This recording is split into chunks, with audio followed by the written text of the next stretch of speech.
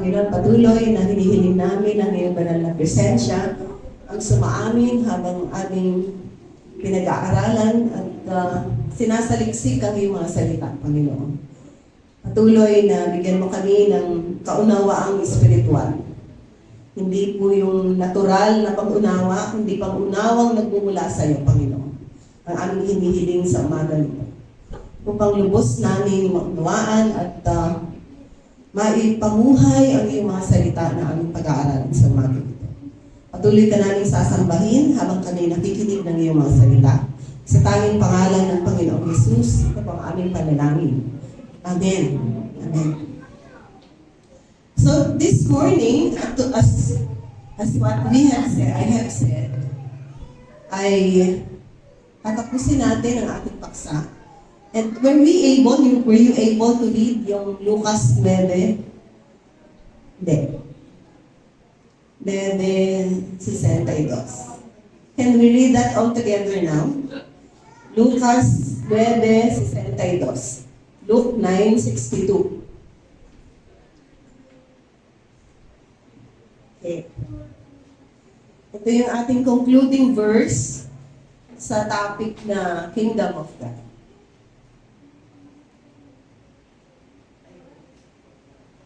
Basahin ko muna sa English. No man having put his hand to the plow and looking back is fit for the kingdom of God. So sa Tagalog, sabay-sabay po nating basahin. Sinabi ni Jesus sa kanya, walang sino mang humawak sa araro at tumitingin sa mga bagay sa likuran ang karapat-dapat sa paghahari o sa kaharian ng Diyos.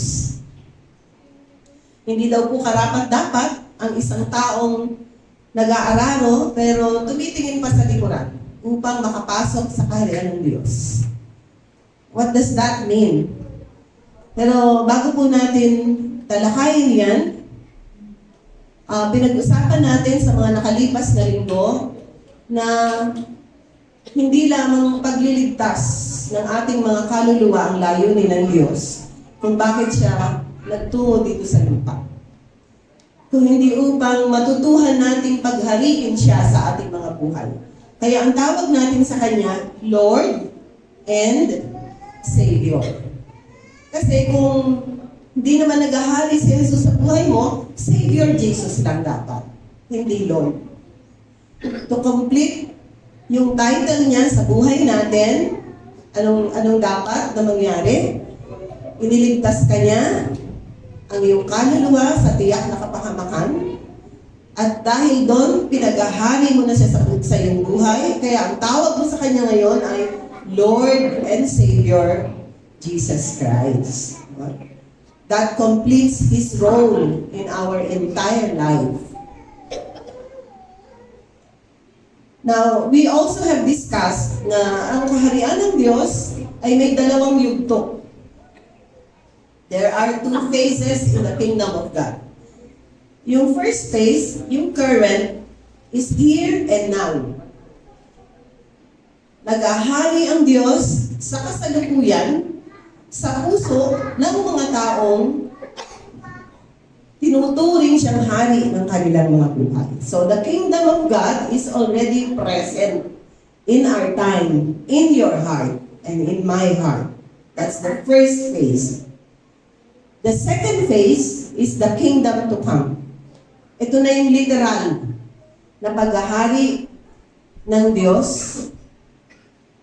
At dito, hindi na po ito ini-spiritualize. We will already be stepping into the kingdom of God, the literal kingdom of God, which is also the kingdom of heaven. No? Tinalakay yan ni Pastor Mike, and I think even si Pastora Gertie,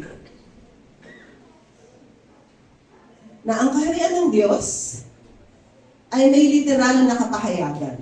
Ito yung pag-ahari ng Diyos sa ating mga buhay doon sa Kanyang kaharian na iiwan na natin ang mundo ito. The day is coming when everything that we see, lahat ng bagay na nakikita ng mata, darating ang araw ay mapapawi malulusaw, mawawala.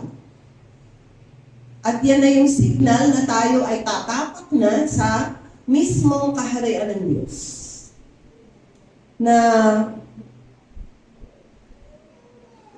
mababasa natin sa Aklat ng Pahayag, sa Book of Revelation, especially on the last chapter. So, Revelation 21 yun.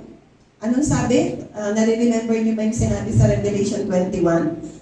Ang kaharian ng Diyos, kapag nandun na po tayo, ay wala nang wala nang kamatayan, wala nang ano po? Wala nang pagluha, wala nang sakit, wala nang lahat na naranasan natin dito sa lupa. Kumbaga, gumraduate na tayo. Kaya yung mga naunang mga nasa Panginoon na kinuha na ng Panginoon, huwag na natin silang kaawaan. Hindi po sila kaawa-awa. Dahil gumraduate na sila. No? Tayo nakikibaka pa hanggang sa kasalukuyan. So they are not supposed to be pitied. No? Hindi sila dapat kaawaan. Kung kawawa naman siya. Hindi po. Precious in the sight of the Lord is the death of His saints. So kung tayo na nananampalataya sa Kanya, tinuring siyang hari ng ating mga buhay, pag binakasan na ng Diyos ang ating buhay dito sa lupa, yun ay signal na tayo nakatapos na, graduate na tayo.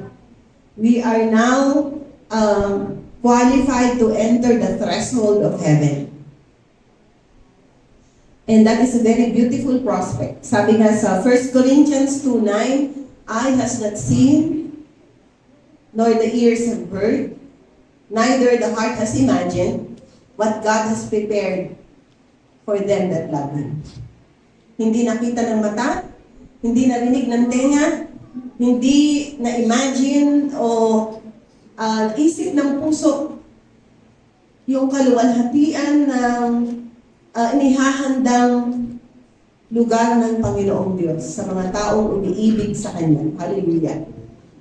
Sabi ko nga, kasi pangarap ko makapunta sa Switzerland. Sa Luxembourg. No? Yung mga European countries na picture perfect. Pag nakita mo, parang ganda naman doon. Parang surreal, parang out of this world. Pero sabi ng Lord, Your eyes have not seen, nor your ears have imagined what I am preparing for you, my child. Hindi kaya.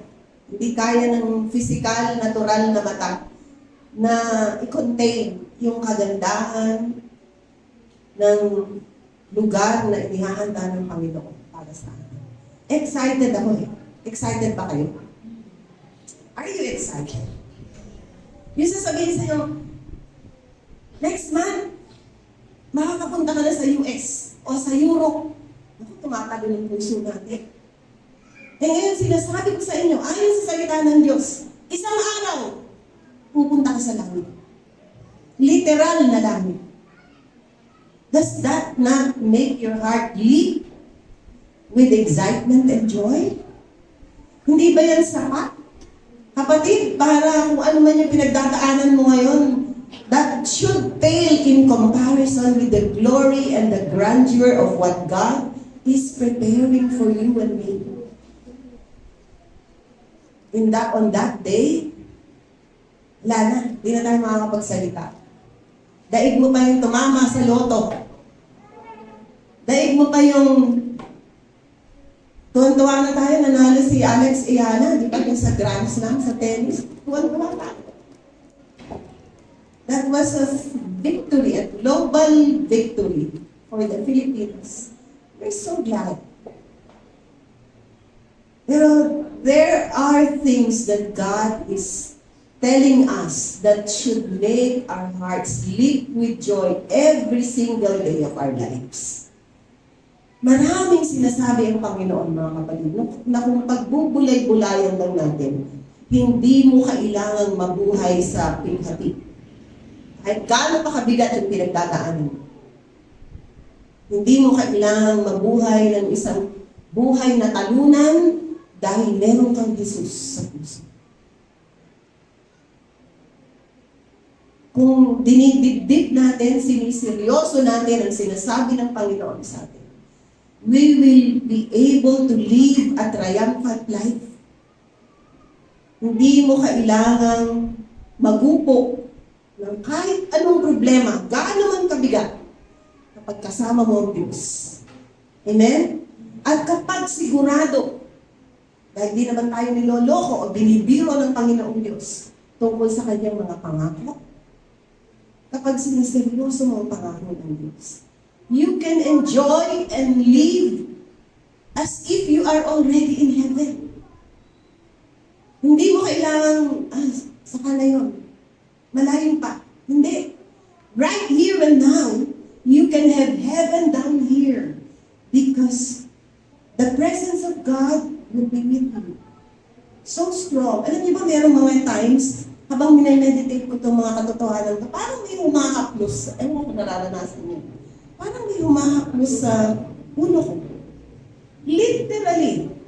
Parang may gumaganon, kinikilabutan talaga ako. God is giving me a physical manifestation of His presence.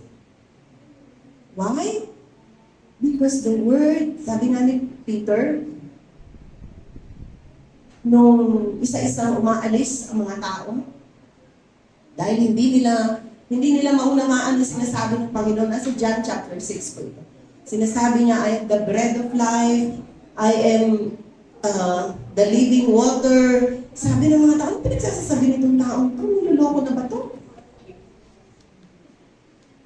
Kaya isa-isa, sabi nga one by one, they left.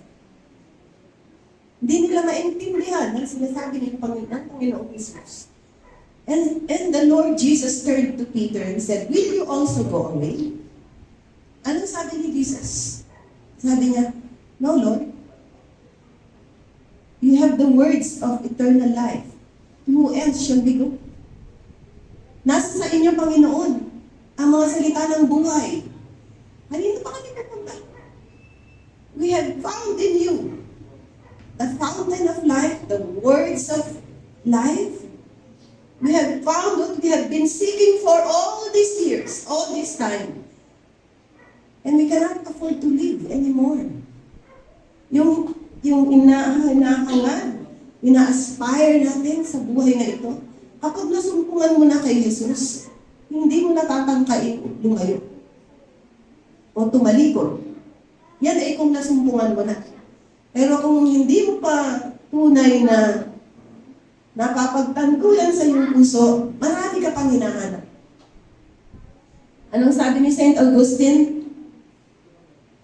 A heart, your heart, my heart will be restless until it finds its rest in God. Palaging naghahanap, may hinahanap ang puso ng tao. Kung saan-saan, kung kani-kanino, hanggang masumpungan niya ang kanyang hinahanap sa Diyos. At doon siya nakapagpapahinga. Man is restless until it finds its rest in God. Ang tanong, na sinagot na rin naman during this past 8-9 weeks, paano makakapasok sa kaharian ng langit ang isang tao? Maliwanag ang sinabi ng Panginoong Jesus kay Nicodemus. You have to be born again. Kailangan kang ipanganak na muli. Yung unang kapanganakan sa laman, qualified you to enter this world. Nakapasok ka dito sa mundo dahil sa ipinanganak ka sa laman.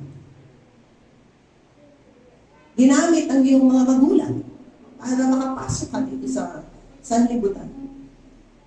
But the first birth, the birth in the flesh, has not qualified you to enter the kingdom of God. Hindi ang unang kapanganakan ang magpapasok sa atin sa kaharian ng langit. There has to be the second birth, the spiritual birth, the new birth, not by the will of man, not in the flesh, but by the will of God. Sabi ni Nicodemus, papasok ba ulit ako sa tiyan ng nanay ko? Hindi niya maintindihan. A popular religious leader, he couldn't understand what Jesus was telling him. Bakit? Kasi spiritually discerned. Hindi maintindihan ng kahit sinong matalinong tao na very logical and scientific ang pag-iisip. Ang mga salita ng Diyos. Anong sabi? Ang katalinuhan ng Diyos, kamangmangan sa tao. Ang kamangmangan ng Diyos o ng tao, katalinuhan ng tao, kamangmangan sa Diyos. Sobrang talino mo, sa sobrang talino mo, hindi mo matanggap ang mga katotohanan ng Diyos, ayan ay sapagkat sa paningin ng Diyos, mangmang ka. You are ignorant and unable to discern the will and the words of God.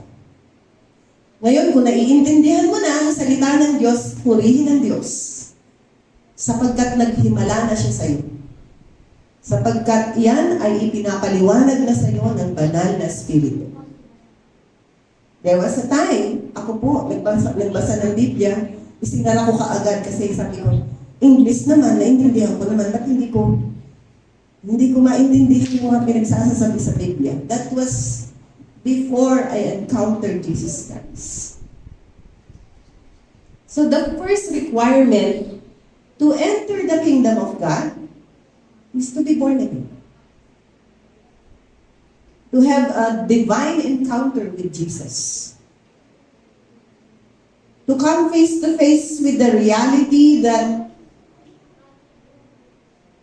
you are a sinner, I am a sinner, we are in need of a Savior. We cannot save ourselves by our good works, by our good intentions, by the good things that we plan to do. Hindi po. Nakita ng Diyos yan. Hindi kaya. Kaya isinugo niya ang Panginoong Jesus. That is clear justification why Jesus had to come down to this earth. Man cannot save himself from himself. Hindi kayang iligtas ng tao ang kanyang sarili sa kanyang sariling mga kasalanan. Kaya kinailangan ang anak ng Diyos para pagbayaran ang mga kasalanan tayo ang gumawa.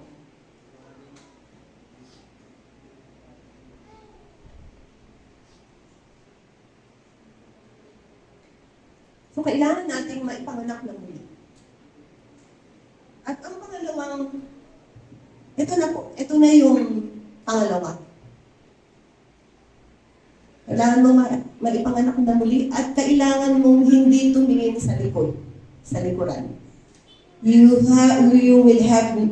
won't have to look back. Ang sabi, siya na nakahawak na sa araro at lumingon pa, hindi karapat-dapat sa kaharian ng Diyos. Can we show that verse again? Lucas 9:62. Sino daw? Yung tumitingin sa mga bagay sa likuran, hindi karapat-dapat sa kaharian ng Diyos o sa pagkahari ng Diyos. Anong ibig sabihin? Nakilala mo na ang Diyos, pero tinitignan mo pa rin ang likuran mo. Dapat forward-looking na tayo. Kinalimutan na natin yung ating lumang buhay, yung makasalanang pamumuhay, and we are focused forward. Single eye. Dapat ang priority natin, mga kapatid, anong dapat na maging priority natin? The kingdom of God. Hindi ko po sinasabing hindi dapat maging priority ang career, ang profession, ang family, priority din yan. Pero ang top priority natin is the kingdom of God. Pag ginawa mong priority ang family, madidiscourage ka. The devil will use that to derail your faith in Christ.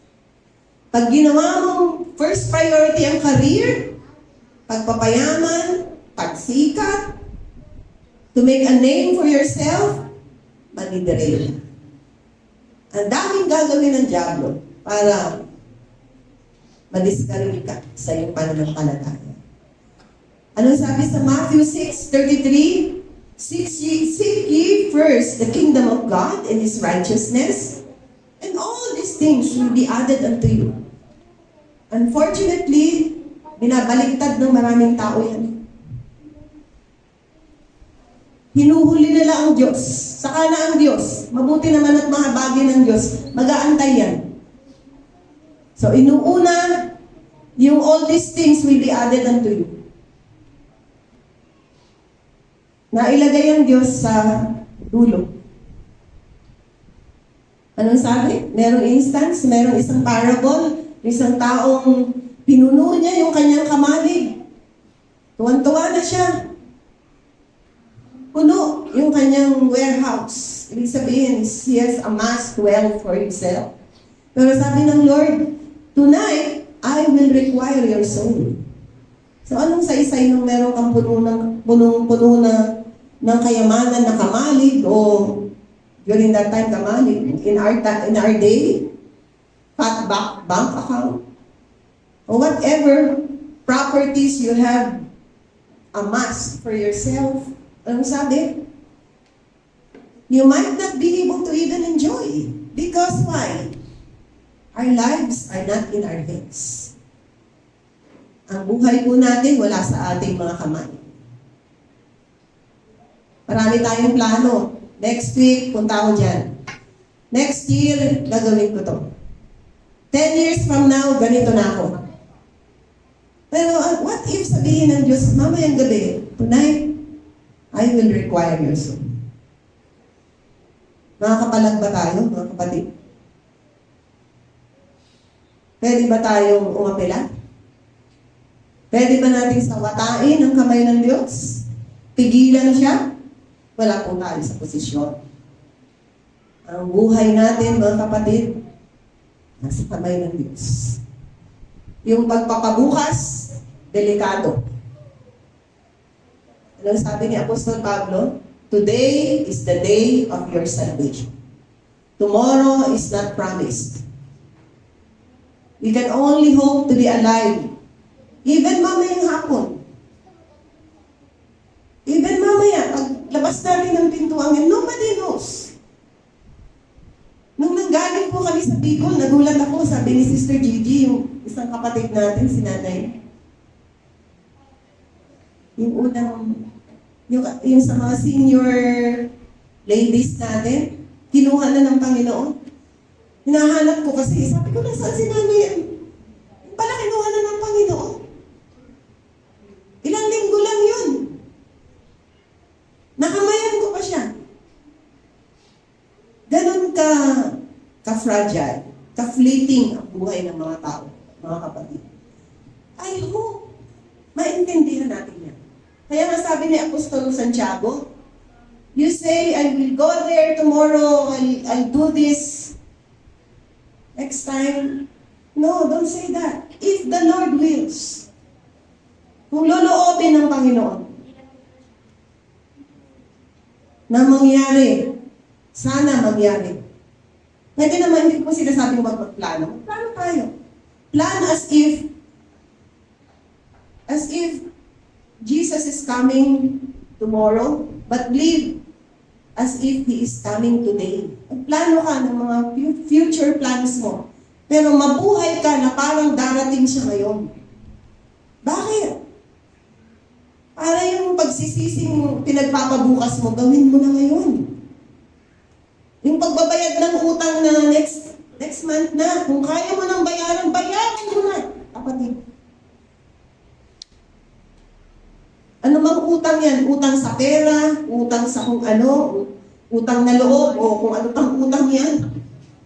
Bayaran na. Dahil ang bukas, hindi sigurado. Gusto mo ba yun? Nasa kabaong ka na, may naniningil pa sa'yo. Sinasabi ko nga po, usapang utang. Nung umutang ka, hindi ka naman pinakiusapan, tawag mo naman ako. Bakit magbabayad? Pinapakiusapan ka magbayad. Diba? Napaka-unfair. At kapag hindi ka marunong magbayad ng utang, hindi ka na makakahuli. Wasak na yung tiwala ng tao sa'yo. Naliwanag po ba? Hindi ko alam ba't ko sinasabi to. Hindi ko po alam po ano yung mga pinagdadaanan ninyo, pero alam niyo po, kahit wala nang matira sa bulsa natin, magbayad tayo ng utang natin. Kasi pagka nandyan yung perang yan, akala mo sa'yo, pero hindi. Sa iba na yan.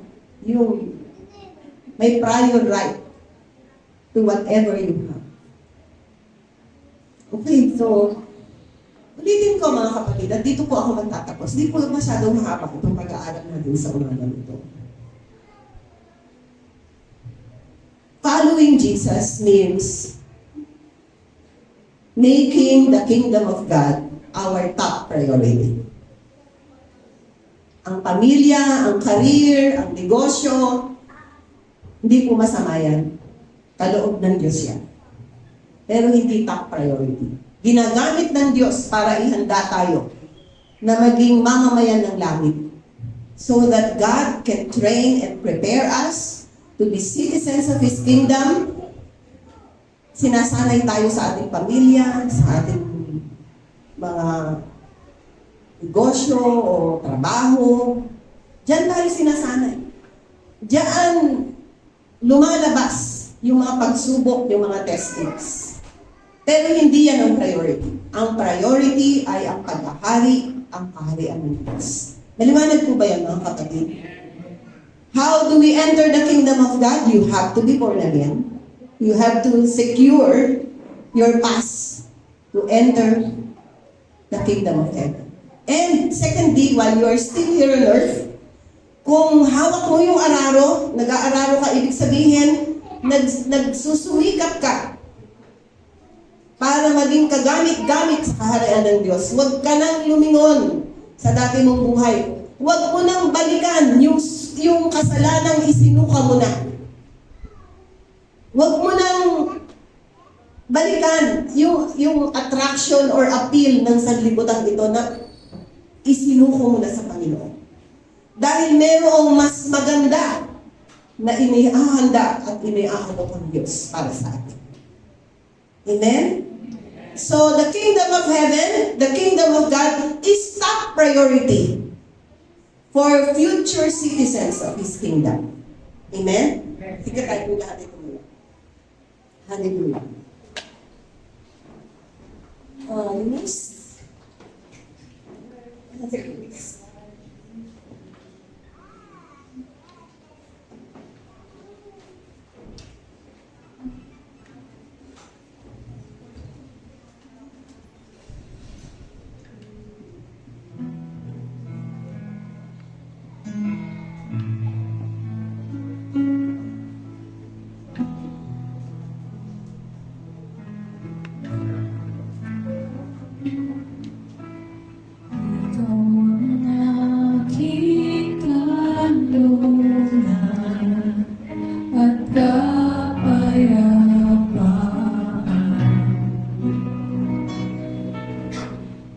Dulot ko ay pag-asa, tugon ko'y pagsamba, pasanin at lalamon sa ating pagtatampo. Ang buong puso at buhay sa'yo'y aalay. Diyos, ikaw ay karapat-dapat, pag-alayan ng pagsamba, pagmamahal at pagdakila. Alay sa'yo, aming Ama. Diyos, ikaw ay karapat-dapat, pag-alayan ng pagsamba, aming hangarin. Ang ikaw ay sambahin. Makinig po natin mula sa umpisa. Ikaw ang aking kalooban at kapayapaan.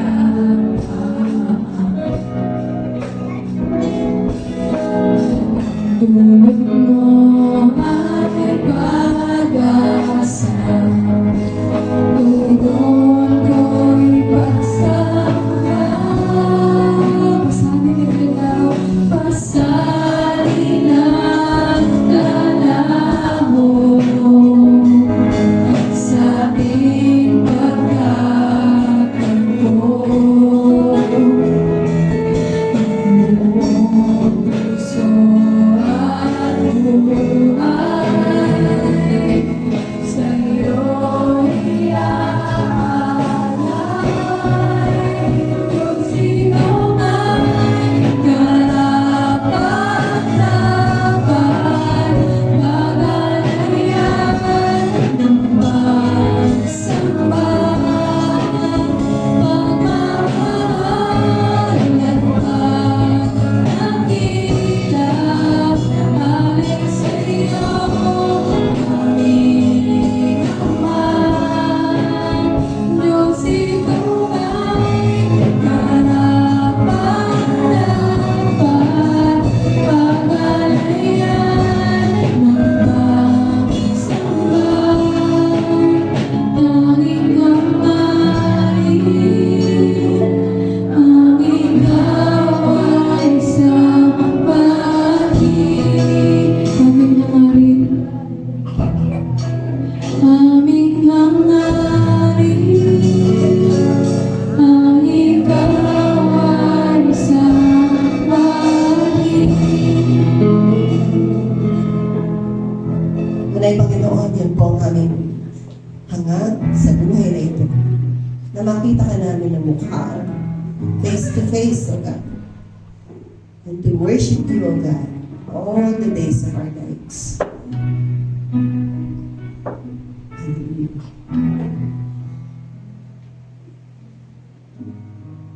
Sino man sa atin na naririto na hindi sigurado, hindi ka tiyak kung saan ka patungo pagkatapos sa pagtatapos ng buhay mo dito sa lupa. Ngayon na, kapatid, ang araw ng kaligtasan. Tiyakin mo.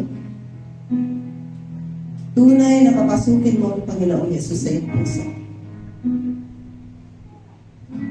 Huwag ka lang dumalo. Huwag ka lang umatin sa pagtitipong tulad nito. Hindi ito basta pagtitipon lamang. Ito'y tinakda ng Diyos upang katagpuin ka niya. Huwag mong sayangin ang pagkakataon na magkaroon ka ng katiyakan sa albuturan ng iyong puso at natanggapin si Jesus sa iyong buhay, at kapag tinanggap mo siya, tatanggap ka rin ng buhay. Hindi lang buhay na masagana, kundi buhay na walang hanggan. Sapagkat si Jesus ang buhay, siya ang buhay at pagkabuhay na muli. Kapag saan man naroroon si Jesus, naroon ang buhay. At kung taglay mo si Jesus sa iyong puso, meron kang buhay ni Jesus katabi. Magkakaroon ka ng buhay ni Jesus. Hindi mo kailangang mamatay upang makatiyak. Ngayon din, sa oras na tanggapin mo si Jesus sa iyong puso, magkakaroon ka ng buhay na kasaganan, buhay na walang katapusan. At sa kaibuturan ng iyong puso, usahin mo lang, sabihin mo, very simple prayer, Panginoong Jesus, tinatanggap kita sa aking puso. Maghari ka. Mula ngayon hanggang sa matapos ang buhay na ito, na ipinagkaloob mo dito sa lupa, tulungan mo akong mabuhay para sa iyo. Tulungan mo po akong matutuhang paghariin ka sa aking buhay. Simpleng panalangin, kapatid, na kung iyong uusalin ng buong katapatan, mapapasayong ang buhay na walang hanggan, higit sa lahat, mapapasayo si Jesus. Pagpalain ka. Kung ginawa mo yan, pagpalain ka. Welcome to the family of God. Panginoon, samahan mo kaming lahat. Tulungan mo kaming huwag lumingon. Huwag pahalagahan yung buhay na iniwan na namin. Turuan mo ang aming puso na gawing first and top priority of our lives ang iyong kaharian. Higit sa lahat, ituring kang tunay na hari, hindi lang Diyos, hari ng aming mga buhay, Panginoon ng aming mga buhay. You are most deserving, O God, to rule, to reign over our lives. And let everyone say, Amen